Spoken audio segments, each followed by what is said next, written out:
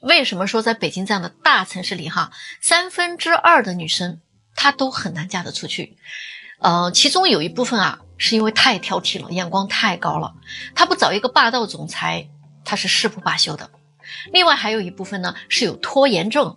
工作忙又很宅，她还不出去社交，整天幻想着她的缘分能从天而降。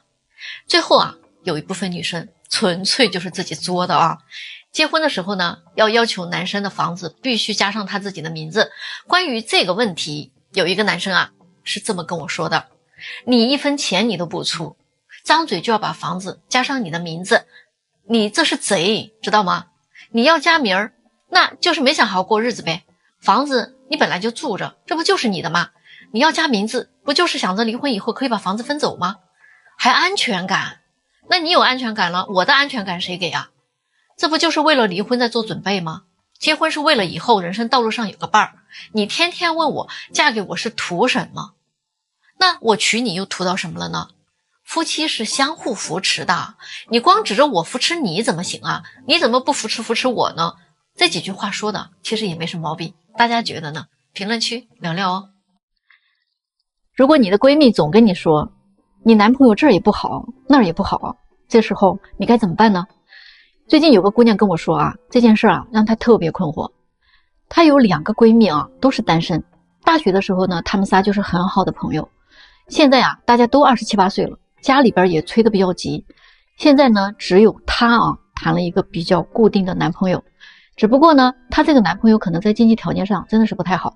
在北京没有房子啊，有辆20万左右的代步车，他们俩租房子住。男朋友呢，1个月工资就2万多。每年2个人除了春节啊，只过情人节和生日。男朋友对自己其实也挺好的，虽然他现在没有多少钱，但是啊，他是个很努力很上进的人。他的收入其实在这几年当中也每年都在不断增加的。谈了2年了，男朋友确实没有给自己买过什么高级的奢侈品啊、礼物什么的，但是他俩都希望把钱呢攒一些啊，留着以后婚后用。他自己认为那些什么名牌包包呀、高端服装啊，穿在身上不过是给别人看看而已啊，那自己的生活自己才知道，那何必活得那么虚荣呢？再说了，他认为自己是属于那种其貌不扬的姑娘，所以他就想做一个安分的女人，找一个普通的男人，过过自己的小日子就行了。可是啊，她的这2个闺蜜啊，这2年真的没少劝她啊，说你就别跟这个男人在一这儿吃苦了啊。大北京有的是混得好的男人，为什么不重新选择，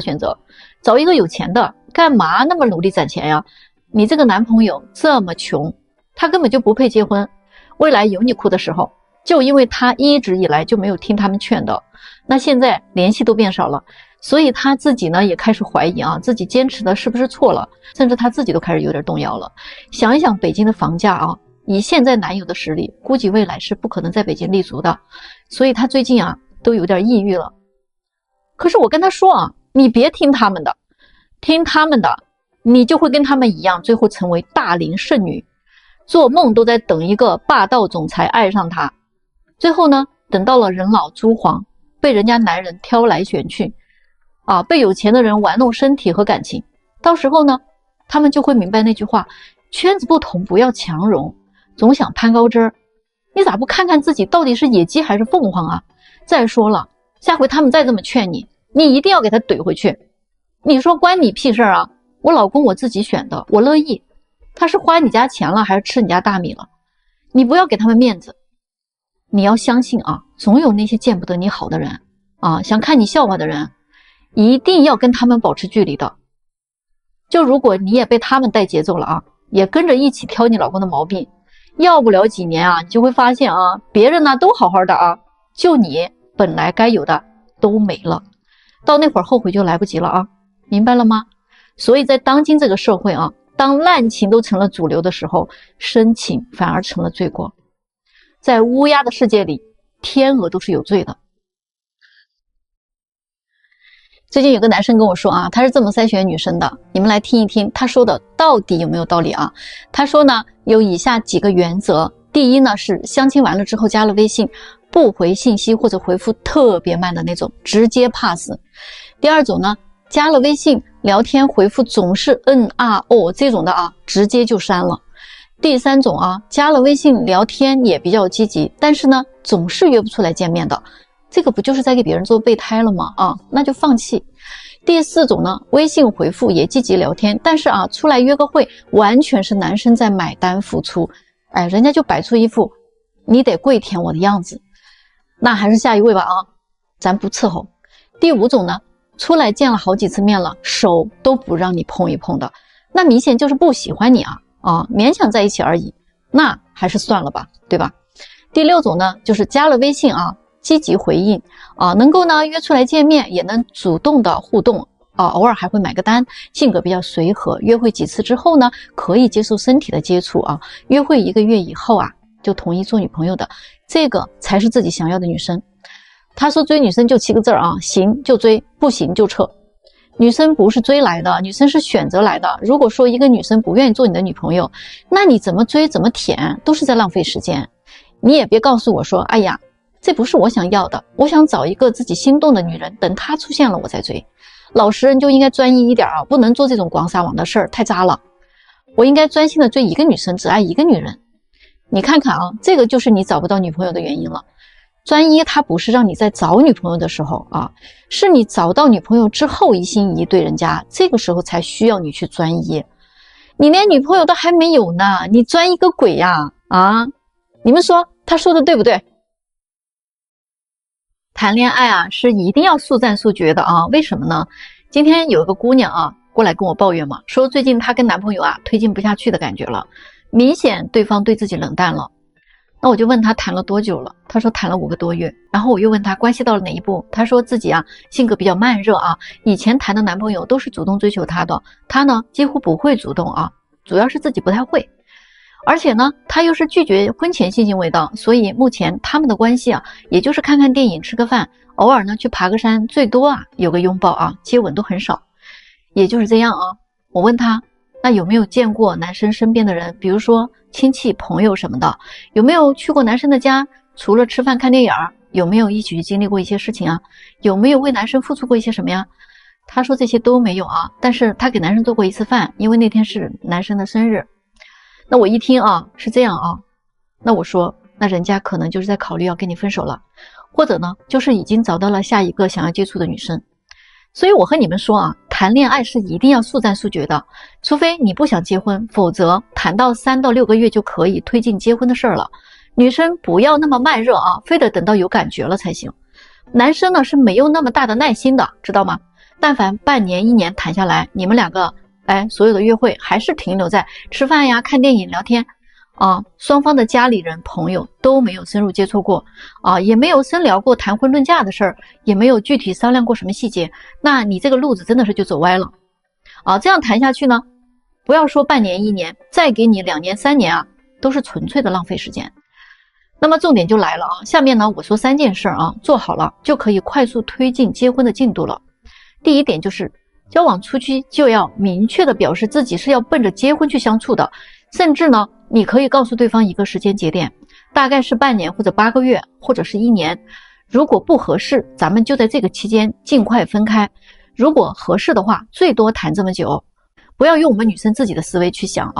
觉得这个话一说出来你就掉价了，其实完全不会的。对于想要结婚的男生来说，你这么说其实是加分的，会因为这个话而吓跑的人本身就没有做好要跟你结婚的打算的，所以这样的人你早一点筛选出来是好事儿第2点，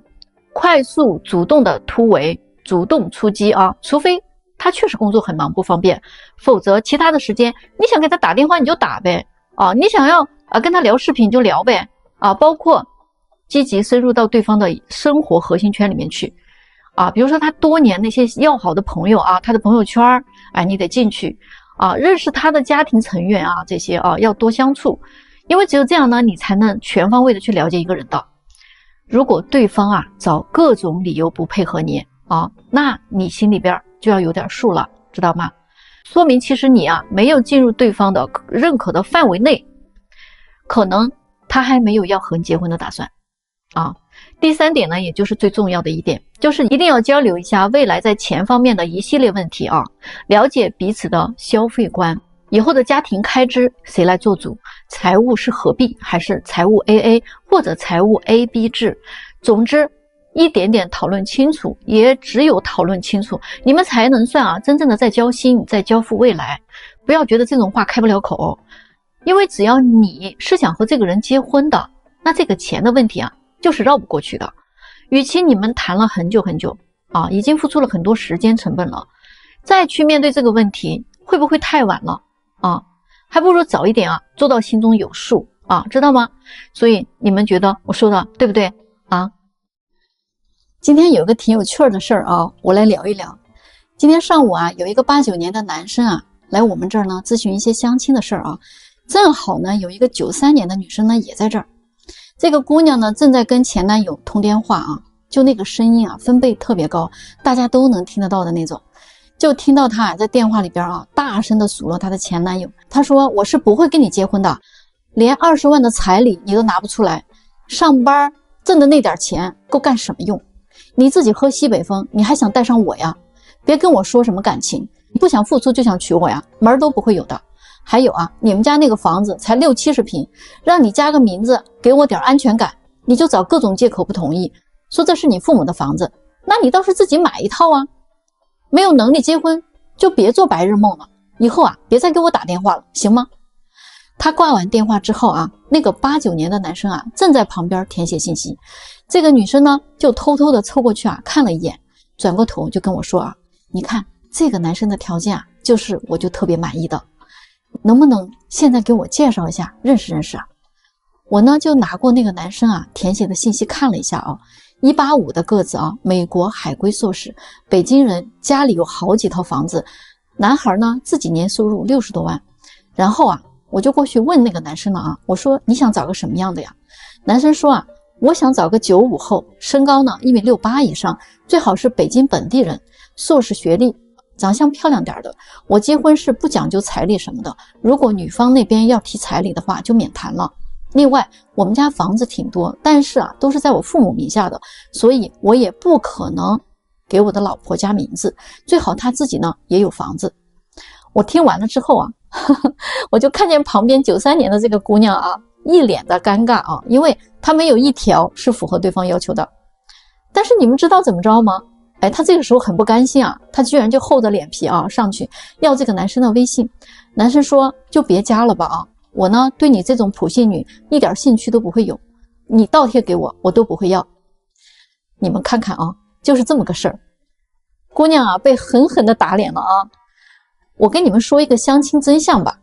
当你对一个人的身高、长相、学历、家境各个方面你都很满意的时候，这个人他100%是看不上你的，你信吗？织女呢导致了婚恋市场充斥着一种交易的味道，搞得现在的女生都变成了大龄剩女，宁愿高质量的单身，她也不想要低质量的婚姻了。而男生呢干脆躺平，不谈恋爱不结婚。有的人说这是多年的资本运作释放毒鸡汤刺激男人为女人买造成的。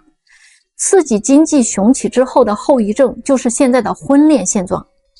但是依我看这真的不是最主要的原因，其实资本只不过它起到了一个推波助澜的作用罢了。真正的幕后黑手是我们的教育。我记得在20多年前就有人在倡导一定要富养女儿，穷养男孩。这个概念呢改变了很多人的认知，也改变了很多人的命运。我记得曾经有一个视频刷爆了全网，一个18岁的女大学生为了买苹果手机跟她的父亲要8000块钱，而她的父亲拿不出来这笔钱，她呢就把刀搁在自己的脖子上了威胁她父亲，最后导致了这个父亲要喝农药去自尽这位父亲就是一直以来他都是尽量要满足女儿的物质需求的，导致他最后有这样的一个结果。那在我多年的工作经历当中也遇到过很多被富养长大的女生，她们找个对象真的是挺难的。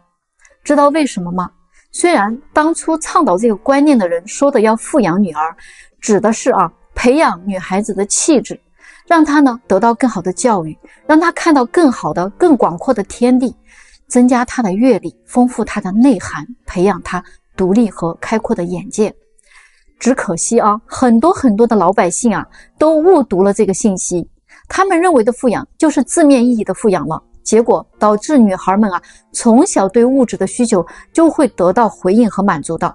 以至于这些姑娘啊，长大以后啊，要面临着结婚，要从原生家庭啊走出去，去到另外的一个家庭里，她呢就会有一种不安全感。她希望这个婚姻啊，仍然能够像她原生家庭那样，可以去满足她所有的物质欲望，不想受一点点的委屈啊。所以呢，他们但凡有一点资本啊，就都想找一个经济条件很好的人结婚，哪怕没有什么资本的女生，也都天天在憧憬着遇到个霸总爱上她。不然哪来的那么多田园女啊，普信女啊？他们不接受婚姻带来的贫穷，或者说物质上的匮乏，都想不劳而获，让他们过那样的生活，简直就是生不如死。而男生们啊，都是穷养长大的，很难理解女生怎么那么没有金钱概念呢？花钱如流水的习惯，经常让他们瞠目结舌，不敢苟同。在我的工作中，听到男生们说的最多的一句话就是：我感觉啊，我们的消费观不太一样。